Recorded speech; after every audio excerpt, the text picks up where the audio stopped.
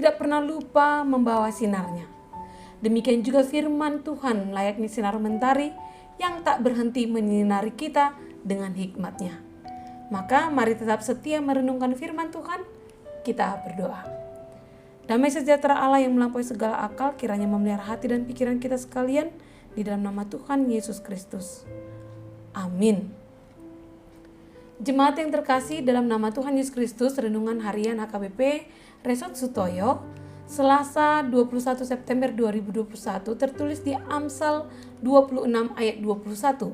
Demikian dikatakan, seperti arang untuk bara menyala dan kayu untuk api, demikianlah orang yang suka bertengkar untuk panasnya perbantahan.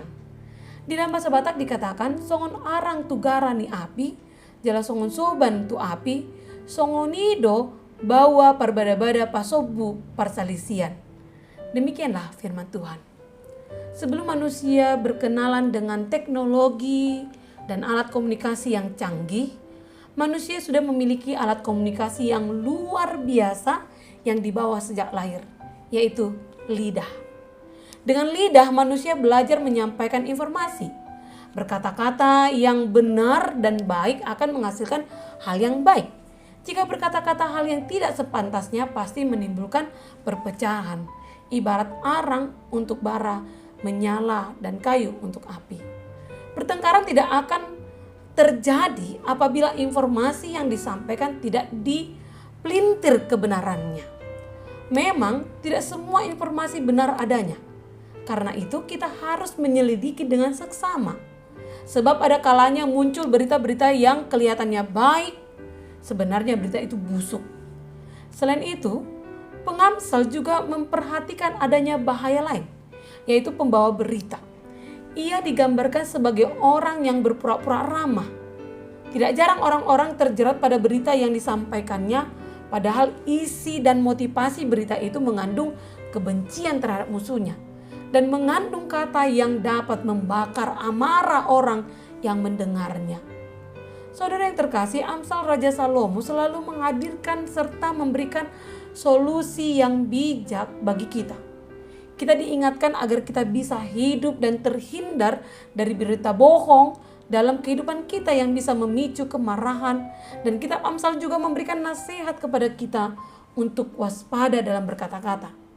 Sebagai orang yang percaya, penulis Amsal memberikan gambaran jelas bagaimana seharusnya kita mempergunakan lidah kita. Tidak sepatutnya kita menggunakan lidah dengan tujuan penipuan. Sebab siapa yang menggali lubang akan jatuh ke dalamnya. Bijaksanalah menggunakannya sebab lidah itu tak bertulang.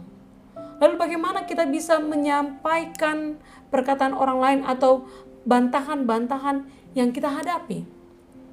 Apakah dengan tidak memperdulikan serta dengan tidak meresponi sudah menunjukkan sikap sebagai orang yang benar dan berhikmat?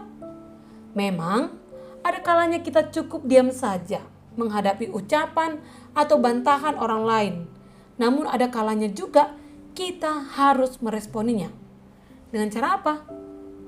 Bapak saya selalu menyukai film laga yang dibintangi oleh Steven Seagal. Dalam setiap aksinya dia tidak banyak melakukan gerakan. Ketika lawan menyerang, jagoan ini hanya melakukan sedikit gerakan saja, tapi sudah mampu melumpuhkan lawannya. Dia menggunakan jurus Aikido. Ilmu bela diri dari Jepang ini memang unik karena memanfaatkan tenaga dan serangan dari lawan untuk mempertahankan dirinya. Dalam relasi sosial dan menghadapi bantahan, kita dapat mengakui jurus Aikido ini. Ini untuk mempertahankan hubungan yang baik. Apa yang sering kita lakukan ketika sedang berdebat atau bertengkar? Kita berusaha menghabisi lawan kita dengan menyanggah habis-habisan semua ucapannya. Apakah teknik ini efektif? Tidak. Sebagian besar akan berakhir dengan sakit hati dan masing-masing kekeh dengan pendapatnya sendiri. Cobalah jurus Aikido ini. Caranya, dengarkan ucapan orang itu. Carilah pernyataannya yang juga Anda setujui. Ulangilah pernyataannya itu dengan menunjukkan kesetujuan Anda dengan pernyataannya. Lalu kemudian selipkanlah pendapat Anda. Dengan cara ini, panasnya bara api pembantahan dapat diredam karena kita berusaha mencari titik temu di antara perbantahan itu. Akar dari pertengkaran adalah perbedaan pendapat. Dengan memperbesar wilayah kesepakatan, maka niscaya pertengkaran akan berakhir. Namun, tetap dengan memenangkan kebenaran yang seturut dengan kebenaran Tuhan. Itulah caranya. Amin, kita berdoa. Tuhan, terima kasih untuk firman-Mu yang telah kami dengar hari ini. Ajarkanlah kami Tuhan agar hidup seturut dengan firman-Mu.